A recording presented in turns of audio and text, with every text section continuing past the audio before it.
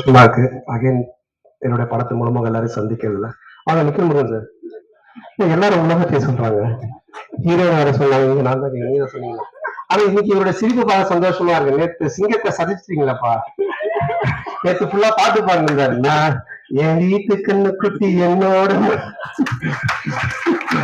இன்னைக்குதான் விபூதியெல்லாம் வச்சுக்கிட்டு சாந்தமா ஓம் அவசியமாய எல்லாம் நல்லா இருக்குன்னு வந்திருக்காரு. சந்தோஷம். நேத்து ஃபுல்லா ஆமா வெட்டிங் டே 29வது கல்யாண நாள் வாங்க. அதுக்கெல்லாம் ஒரு தடவை கை தறிடுவோம். அதுக்கு எல்லாரும் சேர்ந்து செஞ்சுட்டீங்க. அவர் நேற்று அந்த பாட்டிலே தான் இருந்தாரு. அப்படிங்களா? என் வீட்டு கல்லூரியும் படிட்டு இருந்தாரு. அது மாதிரி இந்த படத்துல நடிச்ச அருமை என்னுடைய நண்பர்களுடைய குடும்பத்துல ஒருத்தர் லுலுசபா சேஷு அவரு காலமாயிட்டாரு. அவருக்காக ஒரு நிமிஷம் மட்டும் ஒரு மௌனம். படையப்பா படத்துல ஒரு டைலாக் வரும், மாப்பிள்ள அவர் தான், ஆனா அவர் போட்டுக்க வேட்டி சட்டை இருந்து அப்படின்னுவாங்க. அந்த மாதிரி இங்க நான் தான் கிங்கு, படத்துடைய ஹீரோ நான் தான், ஆனா டைட்டில் அவருக்கு தான் கரெக்டா இருக்கும். ஏன்னா மதுரை அன்பு, இங்க நான் தான் கிங்ன்றதுதான் கரெக்டா இருக்கும். ஏன்னா அவ்வளவு பவர்ஃபுல்லான ஒரு ப்ரொடக்ஷன் கம்பெனி அவங்க, கோபுரம் பிலிம்ஸ். தமிழ்நாட்டுடைய சின்ன கோபுரம், அன்பு சாரு அல்லல்ல குறையாத அட்சய பாத்திரம், திறந்தாருன்னா எவ்வளவு நாளும் அள்ளிக்கலாம். ஸோ ஒரு மனிதர் அவரு. அவருக்கு என்ன கெப்பாசிட்டிக்கு அண்டர்டேக்கரே கூப்பிட்டு வந்து அண்டர்வேர் போட்டு ஒரு கமர்ஷியல் படம் எல்லாம் எடுக்கலாம். அவ்வளவு பவர் இருக்கு, கெப்பாசிட்டி இருக்கு. அவர் கூப்பிட்டா வருவாங்க. ஏன்னா அவருடைய ப்ரொடக்ஷன் கம்பெனி, அவருடைய கம்பெனி கோபுரம் பிலிம்ஸ்ல பார்த்திருக்கேன். அங்க வந்து வராத ஹீரோவே இல்ல, ஹீரோ உட்காராத ப்ரொடியூசர் இல்ல, உட்காராத டைரக்டர்ஸ் இல்ல, தமிழ் சினிமா எல்லாருமே அங்க போய் அதை டச் பண்ணிட்டு தான் வருவாங்க. கோபுர தரிசனம் கோடி புண்ணியன்ற மாதிரி. ஸோ அங்க அந்த கம்பெனில இருந்து என்ன வச்சு படம் பண்ணதுக்கு முதல்ல அவருக்கு என்னுடைய மனமார்ந்த நன்றி நான் தெரிவிச்சுக்கிறேன். ஆக்சுவலா நான் வந்து காசு கேட்டுதான் போனேன் அன்பு சார்ட்ட. சார் எனக்கு கொஞ்சம் காசு வேணும் அப்படின்னு சொல்லி கேட்டு போனேன். சபாபதிக்கு அப்புறம் நாங்க பழக ஆரம்பிச்சோம். சபாபதிக்கு முன்னாடி டிஸ்கோட் படத்துல எங்களோட பழக்கம், ஆனா அதிகமா பேச மாட்டோம். அதுக்கப்புறமா சபாபதி பினான்ஸ் பண்ணாரு, அப்புறமா ரொம்ப க்ளோஸ் ஆனோம், போன்ல ஜாலியா பேசிட்டு இருப்போம். அதுக்கப்புறமா நான் காசு கேட்டு போனேன். எனக்கு ரொம்ப பிடிச்சிருச்சு அவருக்கு. என்ன சொன்னாலும் என்ன விஷயம் கேட்டாரு. இல்ல சார் இடம் வாங்க போறேன் வீடு கட்ட அப்படின்னு. அப்ப சொன்னாரு, எப்பவுமே வந்து கடன் வாங்கி மட்டும் வீடு வாங்குறதோ இடம் வாங்குறதோ வாங்காதீங்க, அது மாதிரி நிறைய பேர் லோன் பண்றாங்க. அதனால இந்த காசு நீங்க அட்வான்ஸா வச்சுக்கோங்க, இன்னும் இடம் வாங்க என்ன வேணுமோ சொல்லுங்க, நான் ஹெல்ப் பண்றேன், நம்ம படமா பண்ணுவோம் அப்படின்னு என் மேல ஒரு நல்ல அபிப்பிராயத்துலதான் இந்த விஷயத்த பண்ணாரு. ஏன்னா அவரு ரொம்ப சீரியஸா, ரொம்ப டஃபா, ரொம்ப வேற மாதிரி எல்லாம் வெளியே பேசுவாங்கன்னு பார்ப்பாங்க. பட் நெருங்கி பழகிட்டா எவ்வளவு ஜாலியான ஆளு, எவ்வளவு அன்பானவர்ன்றது நான் சொல்லி ஆகணுன்றதுக்காக இதை சொல்றேன். அது மட்டும் இல்ல, போன்ல பேசுறது ஜாலியா தான் பேசுவாரு. நான் அடிக்கடி ஈஷாக்கு தான் போவேன், சிவராத்திரி அது இதுன்னு போவேன். போன் பண்ணாலும் கேட்பேன், சொன்னானோ எங்க இருக்க அப்படின்னு. சார் ஈஷால இருக்கேன் சார். வரும்போது எனக்கு வாங்கிட்டு வா அப்படின்னு. என்ன சார் ருத்ராட்சமா விபூதியானவன், அதெல்லாம் யாருக்கு வேணும், அமௌண்ட் வேணா வாங்கிட்டு வா அப்படின்னு. சார் ஆன்மீகத்துல போய் நம்பி அமௌண்ட் வாங்கிட்டு வரும். இந்த மாதிரி ஏதாச்சும் ஒன்று கிண்டலா பேசிட்டு தான் இருப்போம் போன் பண்ணா. அப்போ ஒரு இது மாதிரி கதை கேட்க ஆரம்பிச்சாரு. நான் கேட்பேன், சார் சார் நீங்க கதை கேட்டீங்களா எப்படி இருந்துச்சுன்னு. அது ஏன் கேட்கறது சொன்னானோ, ஃபர்ஸ்ட் ஆஃப் கேட்டுட்டே இருந்தேன், ஒருத்தன் போன் பண்ணா வட்டி தரவே இல்லை, அவர் அதுக்கப்புறம் கதை கேட்டா சிரிக்க வர மாட்டேது, வெறுப்பா இருக்கு. சரி சார், இப்படியே எல்லாரும் போன் பண்ணி கதை கேட்கும் போதெல்லாம் வட்டி பிரச்சனை வருது, அதுக்கு மேல அவருக்கு சிரிப்பு வர மாட்டேது. அவன் கொடுக்க மாட்டாங்க, எனக்கு ரொம்ப டென்ஷன் ஆகி போச்சு. இப்ப இவன் கை காமெடி சொல்லிட்டு எப்படி நான் சிரிக்கிறது அப்படின்னாரு. அப்புறம் அப்படி இப்படின்னு சொல்லிட்டு ஒரு கதையை கேட்டு அந்த கதை பண்ணலாம் அப்படின்னாரு. நானும் கேட்டேன், ரொம்ப நல்லா இருந்துச்சு சார், சூப்பர் சார், பண்ணலாம் சார் அப்படின்னு சொன்னேன். அதுக்கப்புறம் அவரு எப்பவுமே டென்ஷனா தான் இருப்பாரு. எனக்கு தெரிஞ்சு இங்கதான் இவ்வளவு நாள் உட்காந்துருக்காரு. அவர் வரைக்கும் உட்காந்து ஒரு இடத்துல இவ்வளவு இதுவா நான் பார்த்ததே கிடையாது. ஏன்னா எங்க இருந்ததுனால போன் வரும்.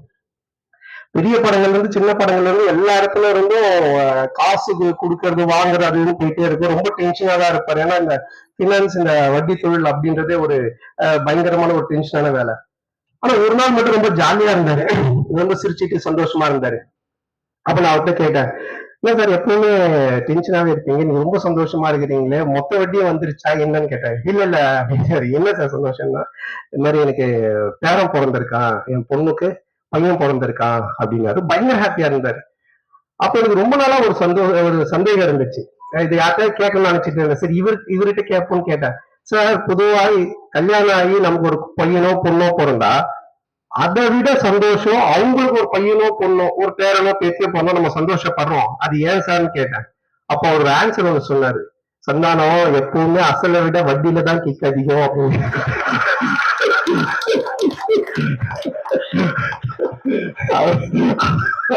இந்த மாதிரி நிறைய போன்ல நாங்க பேசி பஞ்சஸ். அப்ப நான் நினைச்சேன் சார் இதுக்கு நீங்க தான் கரெக்டான ஆளு, உங்களை அடிச்சு ஆள் கிடையாது சார் அப்படின்னு சொல்லிட்டு. ஸோ அப்படிப்பட்ட ஒரு ஜாலியான மனிதர். அவரோட சேர்ந்து இந்த படம் பண்ண ரொம்ப சந்தோஷமா இருக்கு. ஏன்னா படம் பண்ணும்போது அவர் சொன்னாரு, தேட்டருக்கு வர ஜனங்க படத்தை பார்த்து சிரிச்சுட்டு போன சந்தானம், காசு பணம் முக்கியம் இல்லை, நம்ம சம்பாரிச்சுக்கலாம் அப்படின்ட்டு ஒரு ப்ரொடியூசரா இல்லாம ஒரு பினான்சியரா இல்லாம ஒரு தியேட்டர் ஓனரா இந்த படத்தை எடுத்திருக்காரு. ஆடியன்ஸ் தியேட்டருக்கு வரவங்க சிரிக்கணும் ரசிக்கணும் அப்படின்னு சொல்லிட்டு. அதே மாதிரி இந்த படமும் நல்லா வந்திருக்கு. இந்த படத்தை எடுக்கிற பொறுப்பை அவருடைய டாக்டர் சுஷ்மிதா அவங்க கிட்ட கொடுத்திருக்காரு. அவங்களுக்கு என்னுடைய வாழ்த்துக்கள். இந்த ஃபர்ஸ்ட் படம் அது என்னுடைய படத்து மூலமா அவங்க ப்ரொடியூசரா வர்றது எனக்கு ரொம்ப பெருமையா இருக்கு. பொதுவா வந்து நிறைய பொண்ணுங்க பாத்தீங்கன்னா ஆன்லைன்ல கண்டதையும் ஆர்டர் பண்ணி அப்பா காசை கறியாகிற பொண்ணுங்க இருப்பாங்க. ஆனா சில பொண்ணுங்க அப்பா கொடுக்குற காசை சேர்த்து வச்சு பிரயோஜனமா ஒண்ணு பண்ணுவாங்க. அதுல செகண்ட் கேட்டகரி தான் நம்ம ப்ரொடியூசர் சுஷ்மிதா.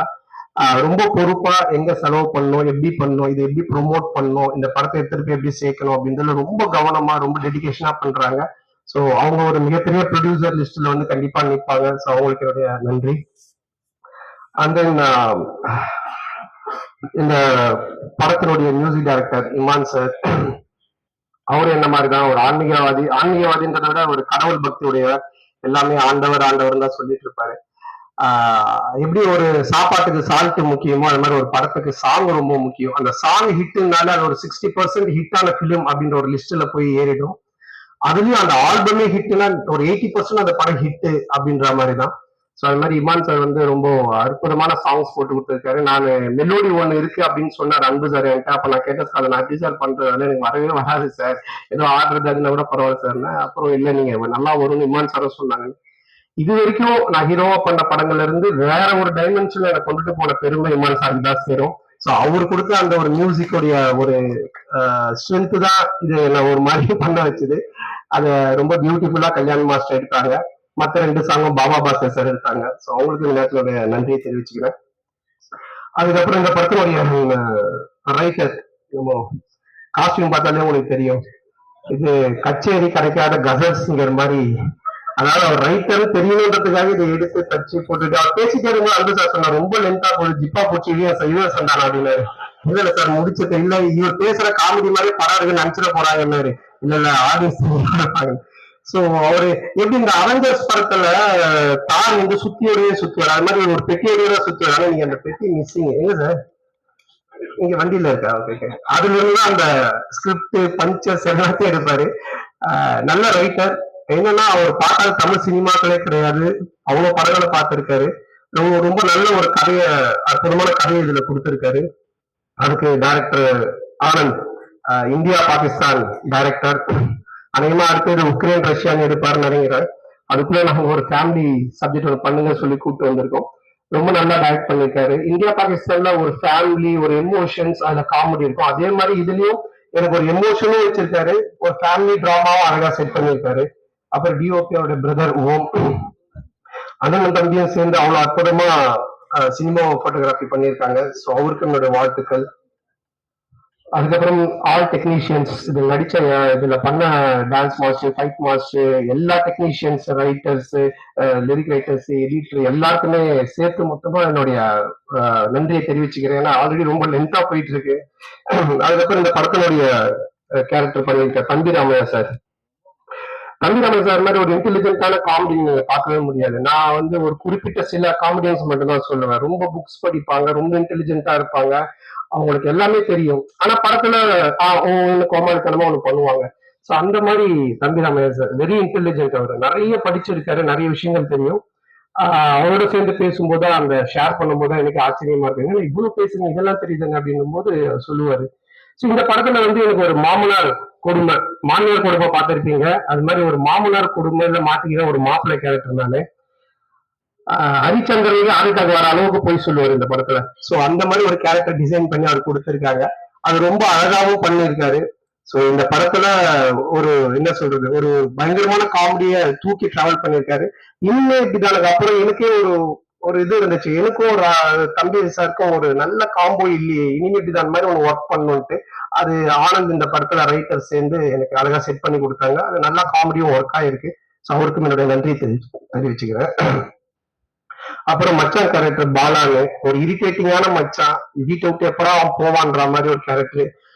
அதுக்கப்புறமா ஹீரோயின் நம்ம சேலத்து பொண்ணு, அவங்க ஃபர்ஸ்ட் ஸ்டார்டிங் எனக்கு தெரியாது, ஏதோ பாம்பேல இருந்தா கூட்டு வந்திருக்காங்க நினைச்சு நான் சரியா பேசினாலும் இங்கிலீஷ்ல பேசிட்டு இருந்தேன். அப்புறம் தான் அவங்க சொன்னாங்க சார் நான் சேலம் சார், நம்ம சேலத்து பொண்ணு சேர்ந்தாங்க. அவங்க ரொம்ப அற்புதமா நடிச்சிருக்காங்க. ஸோ மாமனாரு மச்சான், அப்புறம் ஒரு ஒரு ஒரு ஒரு அழகான அதே தந்த ஒரு குட்டி குட்டியான விஷயங்கள் பண்ணக்கூடிய ஒரு மனைவி கேரக்டர். அதுக்கப்புறமா மேனேஜரா விவேக் பிரசனா பண்ணியிருக்காரு.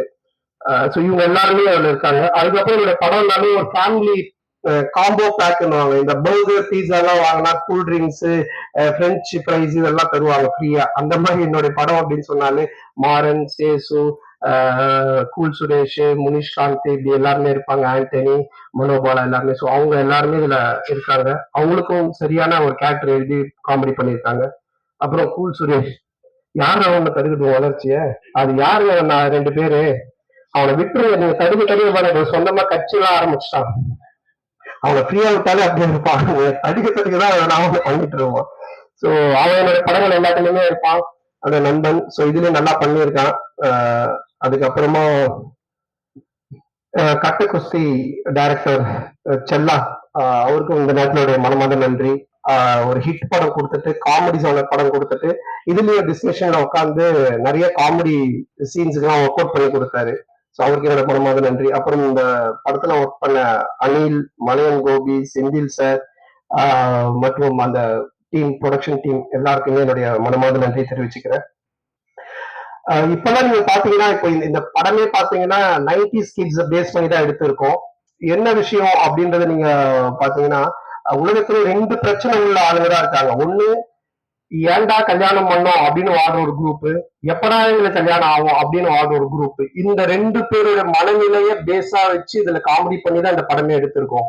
ஸோ இன்னைக்கு ரொம்ப கன்ஃபியூஷன்ல தான் இருக்காங்க யங்ஸ்டர்ஸ் எல்லாருமே. அப்துல் கலாம் ஐயா சொன்னாங்க கனவு காணுங்க அப்படின்னு.